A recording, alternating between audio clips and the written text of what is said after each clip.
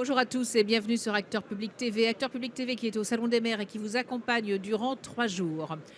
On va parler donc des collectivités qui font face à un casse-tête, des bâtiments publics vieillissants, des factures d'énergie qui augmentent, des contraintes environnementales et techniques qui explosent et des budgets qui, eux, ne suivent pas toujours. Alors comment, dans ces conditions, mieux gérer, entretenir et transformer ce patrimoine bâti? Quels outils, quelles formations?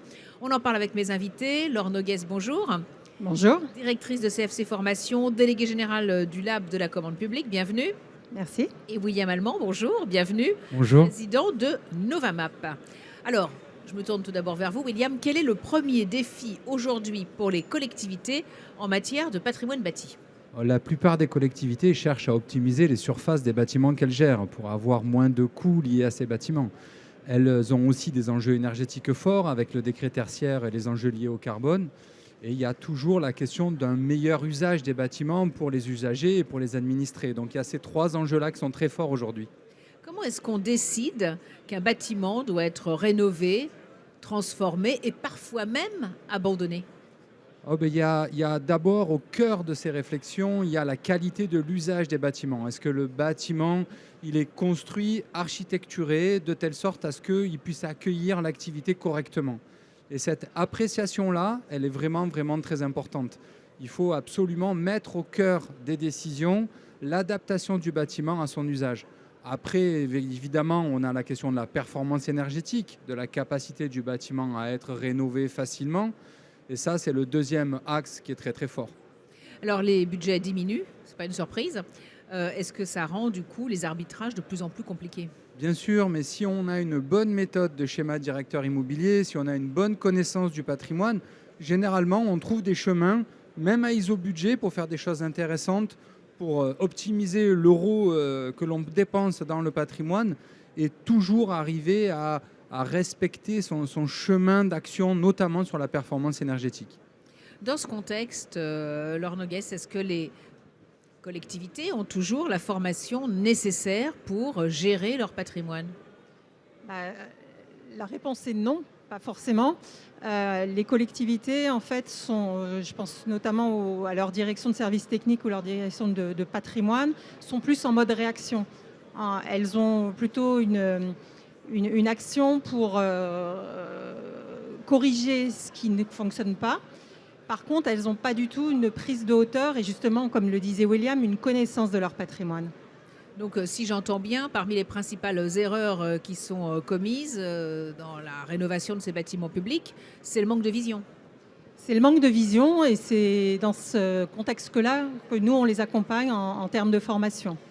Donc, des formations qui leur permettent d'avoir des outils et une démarche pour mieux connaître leur patrimoine bâti, mais aussi pour avoir un inventaire technique de ce qu'elles possèdent et pour pouvoir prendre des décisions sur de la rénovation, sur de la démolition, reconstruction, et principalement ça. De quelles compétences ont-elles vraiment besoin et quelles sont les formations concrètes que vous leur proposez? Alors à notre niveau, on leur propose 3 types de formations. Une formation pour mieux connaître leur patrimoine, donc c'est de la stratégie schéma directeur et stratégie patrimoniale, c'est ce qu'on fait avec William. Le deuxième niveau de formation qu'on va proposer, c'est des formations plutôt sur référentiel technique. Donc savoir qu'il y a X prises dans telle pièce, X étages avec 3 chaudières dans tel immeuble. Et donc comment structurer cette connaissance technique du patrimoine. Et puis la troisième axe sur lequel on intervient, c'est la stratégie d'achat. C'est-à-dire qu'une fois qu'on connaît les patrimoines, on a la possibilité de définir quelle est la stratégie d'achat. Et chez CFC Formation, on propose à la fois des formations pour la maîtrise d'ouvrage public, mais aussi en commande publique, stratégie d'achat. Qu'est-ce que vous proposez aux collectivités comme outils justement pour les aider à gérer leur patrimoine? Parce qu'il y a les formations d'un côté et puis il y a aussi les outils de l'autre. Et d'ailleurs, on verra peut-être qu'il faut aussi être formé aux outils. Hein, mais bon. Tout à fait. Alors il y a plusieurs gammes d'outils, mais en tout cas il y a une fonctionnalité hyper importante, c'est la possibilité de faire un schéma directeur immobilier et d'avoir une vision, d'avoir un outil qui fait une stratégie, qui accompagne à collecter les éléments d'arbitrage et à choisir les bâtiments qu'on garde, les bâtiments qu'on rénove, les bâtiments que l'on va louer, qu'on va attendre de laisser. Il y a un deuxième élément très fort, c'est de pouvoir collecter de la donnée technique sur le patrimoine pour se constituer ce référentiel. Généralement, on a beaucoup d'ouvrages, beaucoup de mètres carrés. Il faut être outillé pour bien collecter, bien enregistrer. Toutes les collectivités ont des fichiers Excel dans tous les sens. Elles ont plusieurs outils. Elles ne savent pas vraiment ce qu'elles gèrent. Alors, les plus grosses, oui, mais c'est quand même souvent un gros manque. Et avoir un outil qui permet de centraliser ça, c'est vraiment important. Donc, c'est ces éléments-là qui sont les plus clés. Après, là-dessus, on peut s'appuyer des briques de GMAO, faire en sorte d'avoir des interventions qui sont pilotées sur ces équipements. Et évidemment, dans l'ère de l'intelligence artificielle d'aujourd'hui, nous, on a mis de l'intelligence artificielle dans la stratégie, on a mis l'intelligence artificielle dans la collecte de données pour fluidifier et faciliter tout ça. Oui, l'IA qui aide à détecter les problèmes plus facilement et à agir. Tout à fait. Détecter, mais parfois juste détecter ce que l'on gère. Il y a détecter les problèmes et il y a juste savoir ce que l'on gère, savoir combien on a de mètres carrés, combien on a de portes, de CTA. C'est déjà un sujet.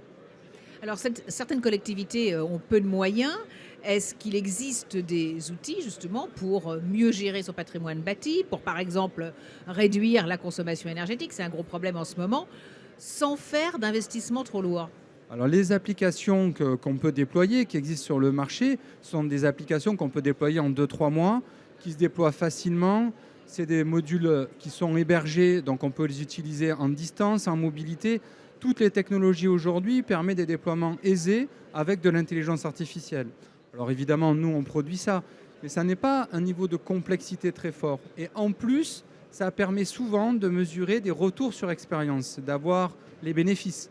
Alors justement, vous avez un exemple à nous partager? Alors avec l'OR, on a accompagné un établissement public, on les a formés au schéma directeur immobilier, puis après on les a accompagnés à faire le schéma directeur immobilier, puis on l'a digitalisé, et après on a utilisé le produit informatique sur lesquels on les a formés pour collecter toute la donnée technique, et on travaille avec eux depuis 4 ans. Tout ça, ça a commencé par une formation chez CFC Formation.